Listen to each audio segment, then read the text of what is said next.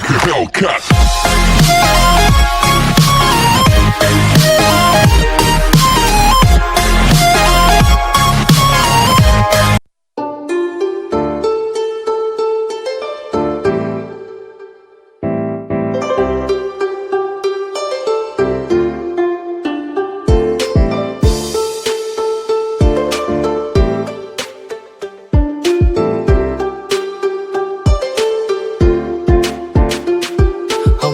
Trên đôi cánh tay hoa đời em trong phút giây, từ ngày thơ ấy còn ngủ mơ đến khi em thở.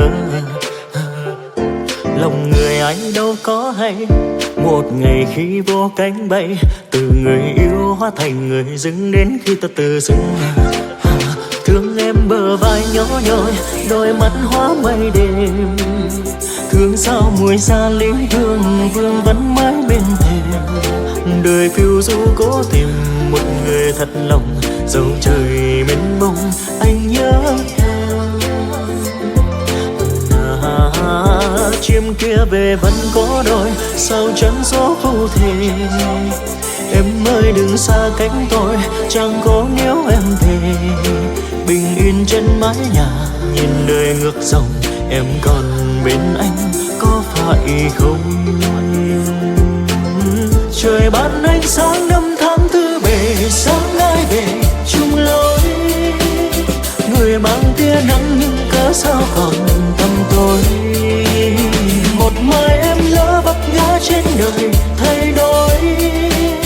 Nhìn về anh, người chẳng khiến em lẻ loi.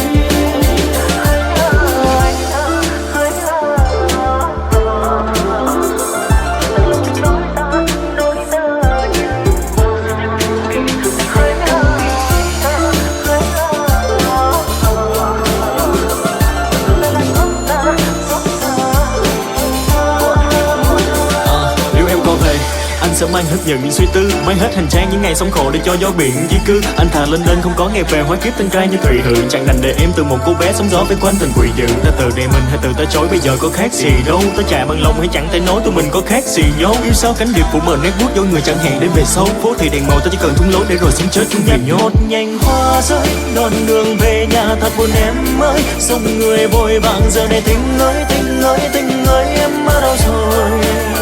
Lặng nhìn bờ vai xưa, tựa đầu mình hỏi rằng khó chưa. Đành lòng chẳng đường giờ đừng đi đừng đi đừng đi vì có hứa. Trời ban ánh sáng năm tháng tư bề, sáng ai về chung lối. Người mang tia nắng nhưng cớ sao còn tăm tối. Một mai em lỡ vấp ngã trên đời thay đổi. Nhìn về anh, người chẳng khiến em lẻ loi. Ngày buồn giá ai không vỡ quang rồi. Lặng nhìn dòng nước con sông phút bồi hồi. Một lần này hỡi em ơi ở lại đi. Vạn trùng cơn đau, ngoài kia chỉ là bao tố. Trời ban ánh sáng năm tháng tư về, sáng ai về chung lối. Người mang tia nắng nhưng cớ sao còn tận tối. Một mai em lỡ vấp ngã trên đời thay đổi. Nhìn về anh, người chẳng khiến em lẻ loi.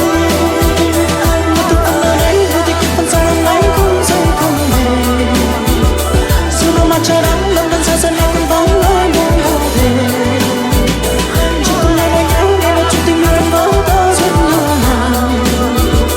Lời lời về đằng sau cuộc đời mình chẳng mong người ta thấy lòng ta.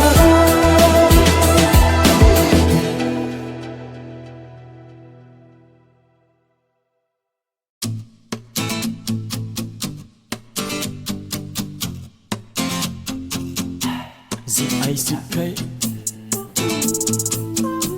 K-A-C-M, hold up. Check it, 1, 2, let's get it. Ai giấu tình này, ai mang tình này để lên trên khoe mi cây. Ai đưa về nhà, ai cho ngọc ngà giờ người xa cách ta. Từng là một thời thiếu nữ trong vùng quê nghèo, hồn nhiên khai hoa mãi đâu. Dòng người vội vàng em hóa thân đời mẹ vàng, rời xa tình anh năm tháng. Ngồi phút giây thương cùng anh nhớ và mong, dòng lâu phút năm xưa hiến dấu mãi đậm sâu. Trong nỗi đau anh mệt nhòi, trong phút giây anh tìm hoài, muốn giữ em ở lại một lần này vì anh mãi thương. Xa cách nhau thật rồi, sương trắng chiều thu, ngày em bước ra đi nước mắt ấy biệt ly. Hoa vẫn rơi bên thềm nhà, lá sát rơi đi nhiều và anh chúc em yên bình mối tình mình, hẹn em kiếp sau. Thoáng thoáng miên man giờ con nước dài thênh thang, không trách người không thương mà hương tóc còn vương vương. Rồi tặng em màu son cỏ dài, lúc bình yên trên môi bỏ lại, nước mắt nào thấm đậm cả hai vai mắt phượng mai ngày ngủ với tim biết thiên thai. À ơi câu hết em không cần những lời khuyên, em buông thả mình và chẳng mang đến tình duyên. Đời em phiêu bạc đâu đến lắm của vì tiền, thương thân em khổ để một lần cùng chia tiếng. Giờ em má nỡ quê hồn, ngày mai nữa em theo chồng, và tô má em từng hồng ngồi đến đau lòng, ở đến đau lòng. Mình dẫn em đi rồi, vòng xoay bánh xe luân hồi, hoàng hôn có sâu lưng đồi. Ôi vỡ tan rồi, ôi vỡ tan rồi. Một ngày buồn mấy tiếng em về thôn làng, mẹ cha của em vỡ òa, dồn lệ chạnh lòng em khóc, thương người sáng đỏ, hồng nhan bạc phận sóng gió. Ngồi phút giây thương cùng anh nhớ và mong, dòng lâu phút năm xưa hiến dấu mãi đậm sâu. Trong nỗi đau anh mệt nhòi, trong phút giây anh tìm hoài, muốn giữ em ở lại một lần này vì anh mãi thương. Xa cách nhau thật rồi, sương trắng chiều thu, ngày em bước ra đi nước mắt ấy biệt ly. Hoa vẫn rơi bên thềm nhà, lá sát rơi đi nhiều và anh chúc em yên bình mối tình mình, hẹn em kiếp sau. Em ở nơi quê hồng, mai nữa em theo chồng, tô má em thêm hồng. Ôi đến đau lòng, ôi đến đau lòng, bình minh dẫn em đi rồi, vòng xoay bánh xe luân hồi, hoàng hôn có sâu lưng đồi. Ôi vỡ tan rồi, ôi vỡ tan rồi. Xa cách nhau thật rồi, sương trắng chiều thu, ngày em bước ra đi nước mắt lấy biệt ly. Hoa vẫn rơi bên thềm nhà, lá sắt rơi đi nhiều và anh chúc em yên bình mối tình mình, hẹn em kiếp sau.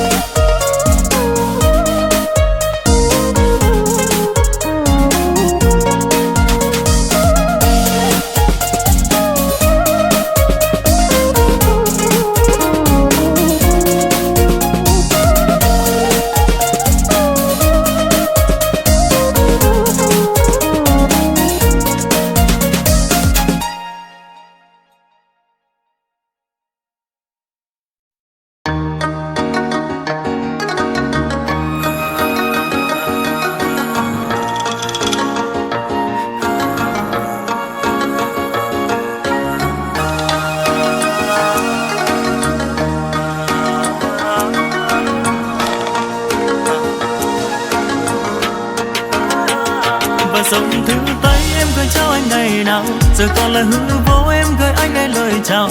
Mà nhìn người đi vội, mình làm gì nên tội, tại sao lại cách xa? Còn nếu như thế mà để lệ quen mi khi mùa xuân đang thầm thì nhìn người mà ra đi anh chẳng nếu kém điều gì mà nghe sao đáng thương. It's the motherfucking Eagle Double G. Snoop Dogg. You know I'm mobbing with the D.R.E.